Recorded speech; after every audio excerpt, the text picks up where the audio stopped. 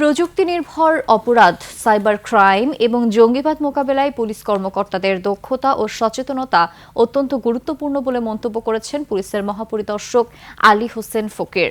সকালে রাজশাহীর সারদায় বাংলাদেশ পুলিশ একাডেমির ৪১তম ক্যাডেট ব্যাচের শিক্ষানবিশ সাব ইন্সপেক্টরদের মৌলিক প্রশিক্ষণ সমাপনী কুচকাওয়াজ অনুষ্ঠানে এই মন্তব্য করেন তিনি বলেন, একজন পুলিশ সদস্যের প্রধান দায়িত্ব হল জনগণের নিরাপত্তা নিশ্চিত করা, আইনশৃঙ্খলা রক্ষা করা এবং ন্যায় বিচার প্রতিষ্ঠায় নিরলসভাবে কাজ করা।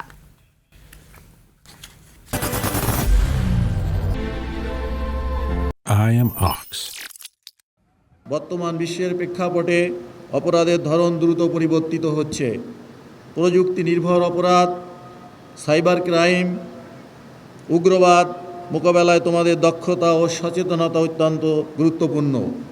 তাই প্রশিক্ষণের অর্জিত জ্ঞানকে কাজে লাগিয়ে নিজেকে সবসময় আধুনিক ও আপডেট রাখতে হবে।